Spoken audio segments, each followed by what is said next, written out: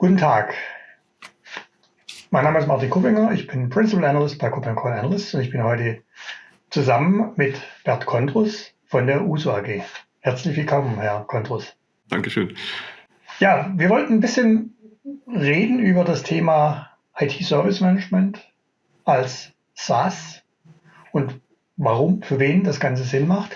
Aber vielleicht beginnen wir ganz kurz damit, dass Sie ein bisschen sagen, was Sie bei USO machen und was USO macht. Ja, also mein Name ist Bert Kondrus und ich leite bei der USU das Produktmanagement im Bereich Service Management. Und Service Management sind im Prinzip alle Prozesse, also alle Serviceprozesse im Unternehmen oder in Organisationen, sei es Serviceprozesse in Richtung des externen Kunden des Unternehmens oder sei es in Richtung interner Kunden, zum Beispiel Mitarbeitende, die sich an die Personalabteilung wenden.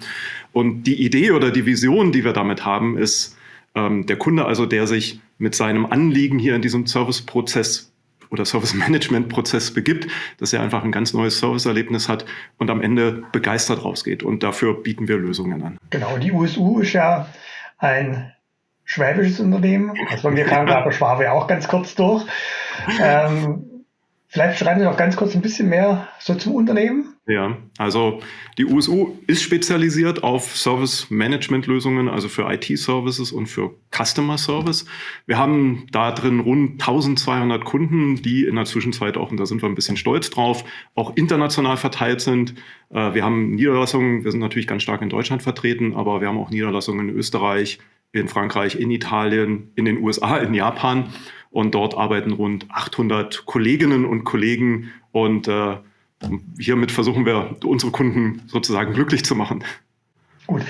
Sie sind haben jetzt gerade schon mal ein bisschen angesprochen, so dieses Thema IT-Service Management, also wirklich Prozesse zu optimieren und haben ja auch schon durchklingen lassen, also Service Management ist für die USU ja ein Thema, das ist größer als nur IT-Service Management, weil es eben einfach auch sozusagen weniger IT-lastige, aber natürlich IT-gestützte Prozesse gibt im Enterprise Service Management. Aber wenn wir uns mal ein bisschen fokussieren auf diesen Teil des IT-Service Managements, wie würden Sie das beschreiben? Und wenn man sich jetzt so ein bisschen überlegt, auch vielleicht als Unternehmen, das jetzt mehr aus dem Mittelstand kommt, warum braucht man IT-Service Management? Ja, also vielleicht noch mal ein paar Worte zu der Lösung, die wir haben. Sie haben ja schon angerissen, wir sind sehr stark im Bereich IT-Service Management, aber wir haben auch dieses Thema Enterprise Service Management.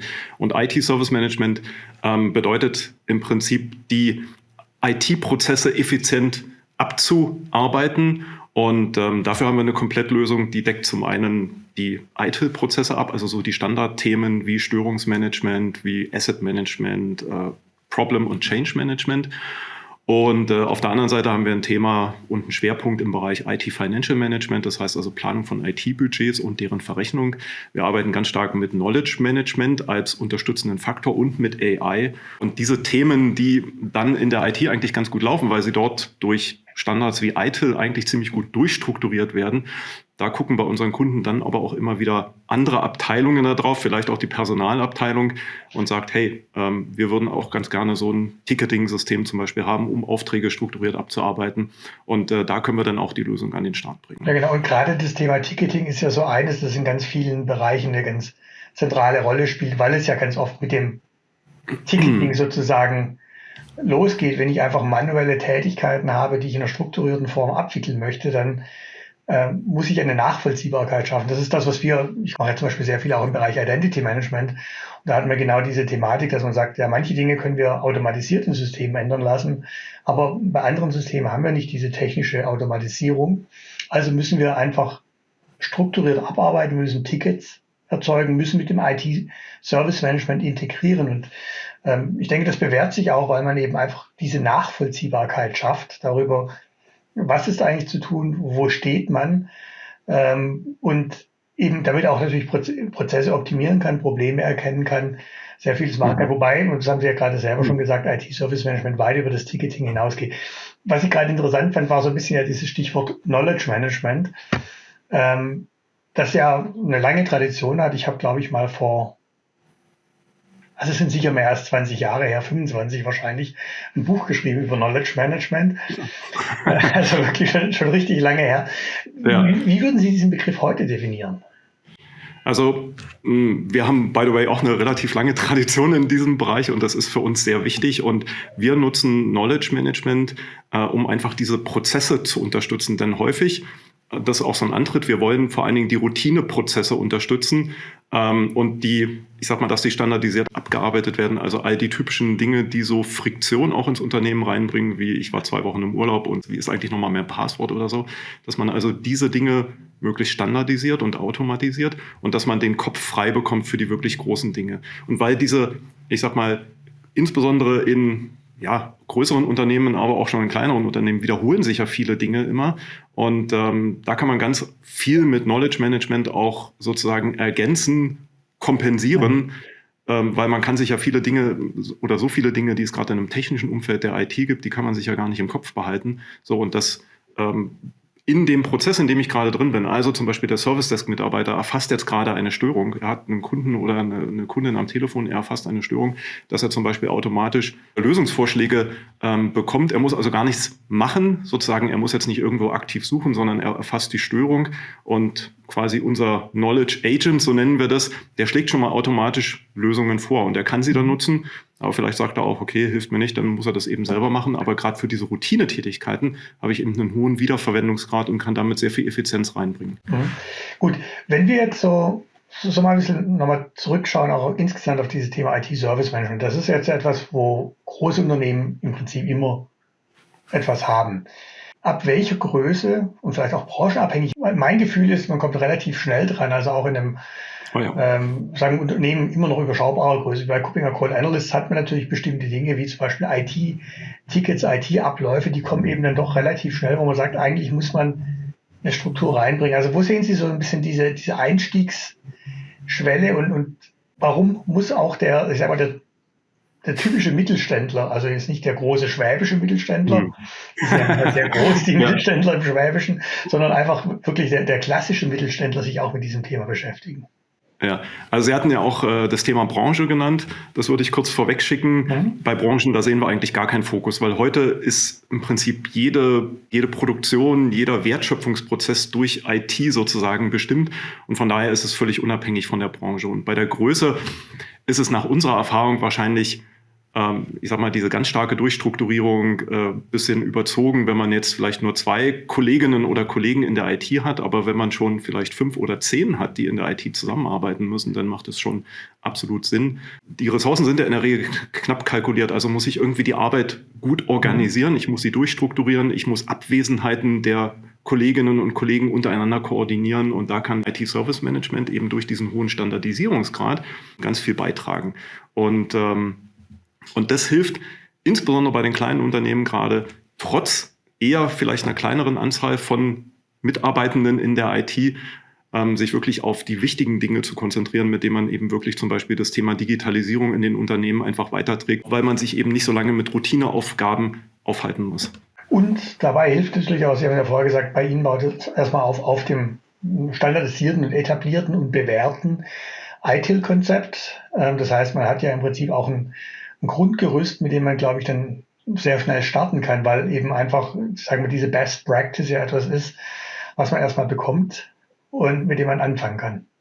Absolut. Man muss es vielleicht ein bisschen anpassen an seine spezifischen Gegebenheiten, aber man muss nicht das Rad komplett neu erfinden, weil einfach ITIL für quasi alle üblichen Anwendungsfälle, die man in der IT hat, einfach eine gute Blaupause liefert.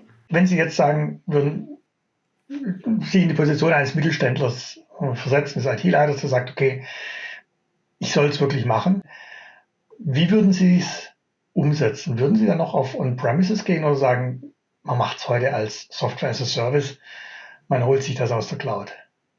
Also das ist auf jeden Fall unsere Empfehlung. Außer es gibt wirklich sehr spezifische Gründe, das quasi im eigenen Rechenzentrum irgendwie zu etablieren. Aber der Weg heute, den wir unbedingt empfehlen, ist über Software as a Service, also über SaaS oder über die Cloud, weil man hat viele Vorteile. Man kann schon mal ganz schnell starten. Man muss sich keine Gedanken machen, oh, wie ist es mit der Technik? Muss ich jetzt neue Server kaufen und so weiter? Ich muss kein Know-how aufbauen, sondern ich kann es einfach übers Internet beziehen. Ich kriege die Updates, ich kriege neue Features.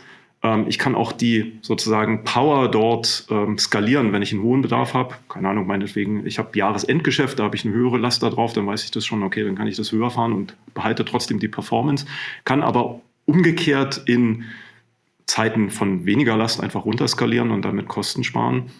Klar, und ich brauche keine Skills, denke ich. Und das ist einfach ein wichtiger Punkt. Ich brauche die Skills nicht für den Betrieb, für das Aufsetzen der Plattform, sondern ich brauche nur die Skills für das sozusagen Nutzen der Plattform. Was natürlich ein großer Unterschied ist, gerade dann, wenn wir haben es ja gerade vorher gesagt, wenn man zum Beispiel auch im Mittelstand mit kleinen IT-Teams arbeitet, aber im Prinzip gilt es natürlich für jedes Unternehmen, denn ich kenne im Moment, glaube ich, kein einziges Unternehmen, bei dem ich das Gefühl hätte, die sagen, naja, also IT-Ressourcen sind kein Problem, sondern im Prinzip jedes Unternehmen leidet ja unter diesem sozusagen Skills Gap und diesen Mangel an Ressourcen, den wir einfach in der Branche haben. Und dann hilft es natürlich, wenn ich mich auf die Kernfunktionen konzentrieren kann, statt letztlich meine Leute dann auch noch für Dinge, die ich einfach beziehen kann aus der Cloud, einsetzen zu können.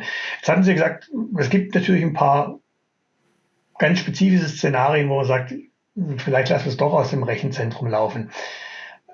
Mir fehlt, muss ich sagen, inzwischen einfach immer so ein bisschen die Fantasie zu sagen, was sind denn wirklich noch die ganz validen Szenarien. Das hängt natürlich ein Stück weit davon ab, wie die SaaS-Lösung betrieben wird, vom Rechtsraum her, von der Frage, in welchen Regionen läuft das Ganze, auf welchen Plattformen läuft das Ganze. Aber da haben Sie jetzt ja wieder ein bisschen so den Bonus als ein deutsches Unternehmen, dass sie ja auch gerade diese Sorgen, die man ja dann zum Teil hat, naja, dann ist aber da womöglich ein Administrator von außerhalb der EU dran oder so. Ich glaube, das können Sie ja ganz gut adressieren. Genau. Das sind eigentlich die ganz starken Vorteile, die wir eben auch haben als deutscher Anbieter. Unsere Rechenzentren sind im EU-Raum und sie erfüllen damit schon mal quasi automatisch die Datenschutzstandards auch, die Unternehmen aus der EU auch erwarten. Und wir haben zusätzlich neben, ich sag mal, diesem ganzen Thema Sicherheit und Datenschutz, was für uns ein extrem wichtiges Thema ist, wir sprechen natürlich dann auch die Sprache der Kunden. Also das heißt, wir haben auch deutsche Betriebsteams, die Deutsch sprechen und damit auch sehr gut mit Kunden, Mitarbeiterinnen und Mitarbeitern interagieren können. Und wir sind vielleicht auch kulturell ein bisschen näher dran an den Bedürfnissen im Vergleich zu einem Anbieter aus Übersee oder der vielleicht seinen Helpdesk irgendwo in Asien betreibt. Ja, und es gibt ja auch so diesen Punkt, wenn es denn wirklich mal irgendwo einen spezifischen, einen kurzfristigen Hilfebedarf gibt, dann ist der Vorteil natürlich, sie sind einfach räumlich nahe und sozusagen das A-Team ist eben nicht irgendwo mindestens einen großen Teich weit entfernt, sondern sie sind einfach in der räumlichen Nähe. Und ich glaube, das ist schon ein Vorteil, den man nicht unterschätzen darf. Also das sehen wir auch immer wieder einfach als ein wichtiges Kriterium bei vielen Unternehmen, gerade also entweder dort, wo man eben sagt, wir sind eher mittelständisch, auch in den großen Mittelstand hineingeprägt, oder auch dort, wo man sagt, eben einfach bei uns ist diese Kritikalität von bestimmten Themen so hoch, wir wollen jemanden haben, der uns eben also sehr schnell und auch räumlich nah unterstützen kann. Also durchaus ein Punkt, den wir genauso beobachten im Markt. Ja. Gut, jetzt haben wir eine ganze Menge von Themen gestreift schon. Einfach mal so als ein erster Überblick über warum IT-Service Management, warum als SaaS. Ich denke, es gibt sehr, sehr gute Gründe dafür. Erstens, wenn man nicht wirklich ein ganz, ganz kleines Unternehmen ist, sich intensiv mit dem Thema IT-Service Management zu beschäftigen. Und es gibt, absolut. Und wenn ich das noch anführen darf, eben weil die IT heute ja quasi alle Unternehmensbereiche durchzieht und bestimmend ist, kann gerade mit der Flexibilität IT-Service Management in Kombination mit SaaS, also wo ich eben mich gar nicht darum kümmern muss als IT-Abteilung, da kann ich wirklich zum Motor der Digitalisierung im Unternehmen werden. Also weil ich habe ein flexibles Tool, ich habe ein richtig mächtiges Tool, was ich flexibel an den Start bringen kann und kann eben auch Prozesse sehr schnell auf andere Unternehmensbereiche ausweiten und sie einbeziehen und kann im Prinzip mit der IT vom Getriebenen eigentlich, es gibt ja oftmals vielleicht so eine latente Unzufriedenheit, es geht nicht so schnell, wie man das eigentlich möchte oder irgendwas funktioniert nicht so richtig. Also kann ich mich vom Getriebenen zum wirklichen Treiber im Unternehmen auch entwickeln. Genau. Herr Kontrus, vielen Dank für all die Informationen, die Einsichten. Und ich glaube, es ist für alle, die hier zuhören, auch wirklich eine interessante Sichtweise jetzt nochmal auf dieses Thema IT-Service Management als SaaS gewesen. Dankeschön. Vielen Dank Ihnen.